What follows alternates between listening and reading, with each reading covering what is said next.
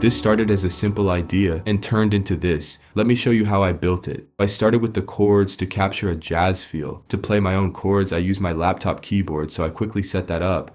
Jazz chords are usually played on piano. After a few minutes, I figured out the first chord. Then the second one came right after. But the jazz feel wasn't fully there yet, and this one change got me closer. I dropped the chords down an octave. That made everything feel more chilled, more dark, but I still wanted more jazz, so I added bass notes under the chords, just vibing on the keyboard.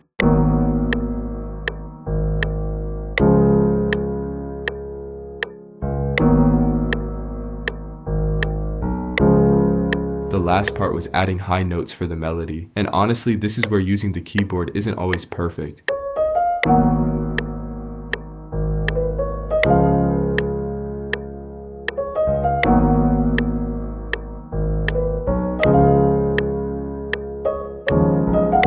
But I found some beautiful accidents, and that gave me the jazz feel I was looking for.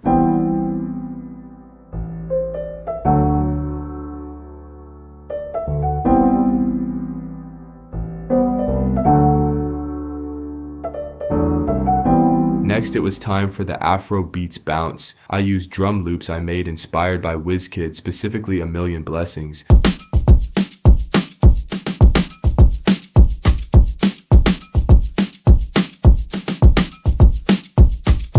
But since this beat is slower and has a different vibe, I didn't use the loops as they were. I removed some parts, chopped others, and flipped a few things around. By the end, the drums sounded completely different from the original. But they fit this beat perfectly.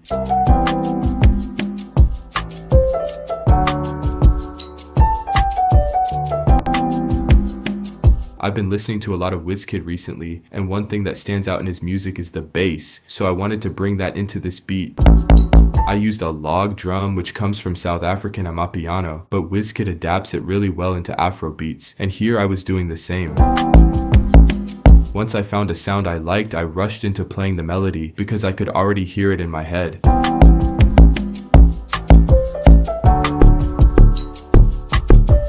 At first it sounded a bit too common, so I made a few changes. I moved some notes down and muted a few others.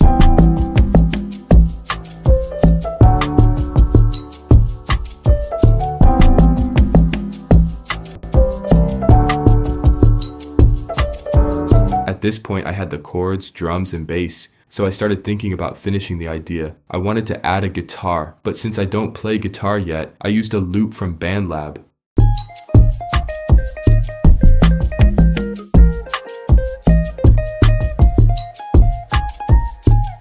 I found one I liked, but it didn't match my key, so I did a quick search and fixed that. Another issue with loops is they play all the way through.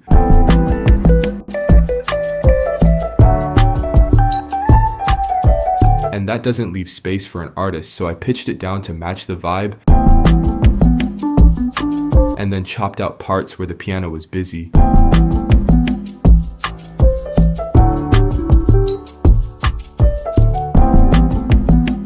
Now it felt like it belonged in the beat. Then I had an idea for a vocal. It actually came from the bass. Remember those notes I muted? I took that same rhythm and used it for a vocal chop.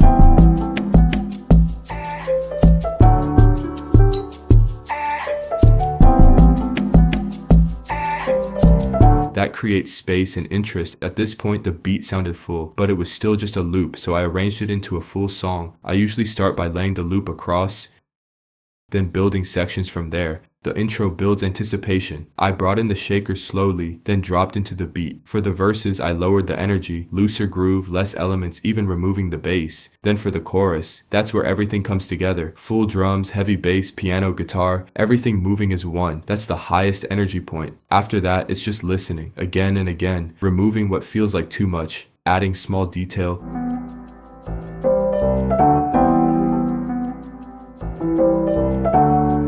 And adding transitions.